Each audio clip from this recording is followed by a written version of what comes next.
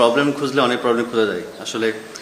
টি-20 match মধ্যে একটা momentum খেলা, আমরা ফার্স্টে কয়েকটা ম্যাচে খুব ভালো মোমেন্টাম পেয়েছিলাম, দেন আমরা একটা লস্ট করা শুরু করছি, দেন মোমেন্টাম হারাই ফেলছি, ওইখান থেকে আমরা মোমেন্টাম খুঁজে পাই নাই। হতে পারে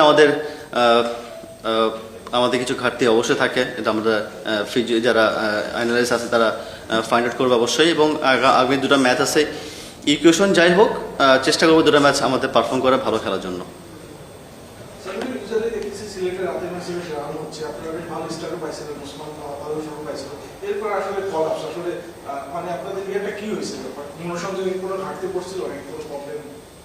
হ্যাঁ আসলে উইকেট যেটা বিহেভ করছে, অনেক ম্যাচ হয়েছে একটা উইকেটে, তো উইকেটের বিহেভিয়ার চেঞ্জ হয়ে গেছে, বল ডাউন হচ্ছিল, বল গ্রিপ করছিল, আমাদের মিডল যারা ব্যাটসম্যান ছিলেন তারা তো উইকেটটা রিড করতে পারে নাই।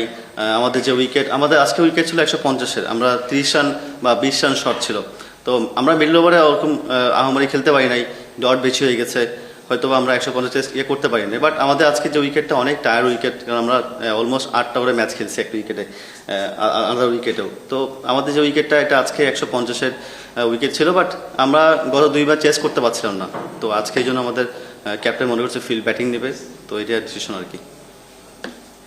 আপনি বলছিলেন যে মোমেন্টাম হারাই ফেলছেন, আমরা জানতে দেখছি যে আপনারা একটু বিল করছিলেন যে আকবর আপনাদের ইয়েতে অনেক কিছু করেছে, মোবাইল ব্যাটিং নিয়েছে, ঘুমে হানা দিয়েছে, আপনি কি মনে করেন যে ওইটার কোনো ইফেক্ট করছে মোমেন্টাম হারানোর? না দেখেন ভাই, আউটসাইডের যে বিষয়গুলো এটা তো আসলে কারো হেডেক হওয়ার কথা না। এই যে প্রফেশনাল ক্রিকেট প্লেয়ারদের মাঠের ভিতরে যখন ঢুকবে তারা ক্রিকেট খেলার জন্য ঢুকবে, আউটসাইডে ফ্যামিলি প্রবলেম থাকতে পারতো বা আমাদের অনেক প্রবলেম হতে পারতো, বাট আমার কাছে মনে হয় যে প্রফেশনাল ক্রিকেট প্লেয়ার যারা খেলেছে তারা আউটসাইডকে ইগনোর করেই খেলেছে, মোমেন্টামটা হয় নাই, এর মানে না যে আউটসাইডের ঘটনাগুলো মাঠে ইফেক্ট হয়েছে এমন কিছু না, চেষ্টা করছি ভালো খেলার জন্য, হয় নাই।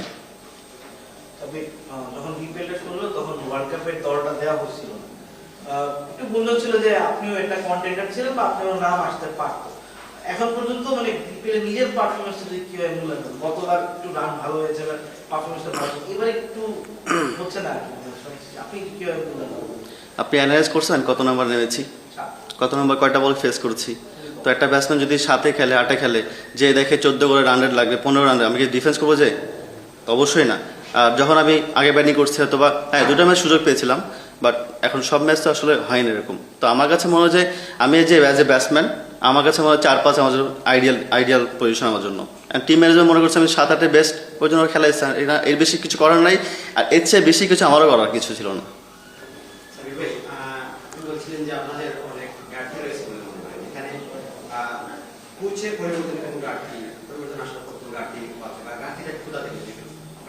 কোচ তো আজকে চেঞ্জ হয়েছে ভাই, সেম আগে যা ছিলাম এখন সেমই আছি, ঘাটতি তো আগেও যা ছিল এখন সেম আছে, কোচ চেঞ্জের সাথে কোনো ঘাটতি চেঞ্জ হয়নি তো আমাদের। কোচ চেঞ্জ হয়েছে বলতে ও জাকির ভাই কথা বলছেন, আপনি তো প্রশ্ন করছেন উল্টা। জাকির ভাই আসলে দেখেন আনফর্চুনেটলি উনি চলে গেছে আমাদের ছেড়ে, এটা আমাদের হাতে কারো হাতে না, আর কোচ চলে গেছে বা আউটসাইডার এগুলো নিয়ে আমাদের কোনো হেডেকে ছিল না, আমরা আসলে আমাদের পারফর্ম করতে পারি নাই, এটা সত্যি কথা। যে কটা ম্যাচ আছে, 2টা ম্যাচ আছে, যদি ভালো মতো খেলতে পারি তো 2টা 4টা পয়েন্ট পেয়ে আমরা একটা ভালো পজিশন থাকতে পারবো ইনশাল্লাহ।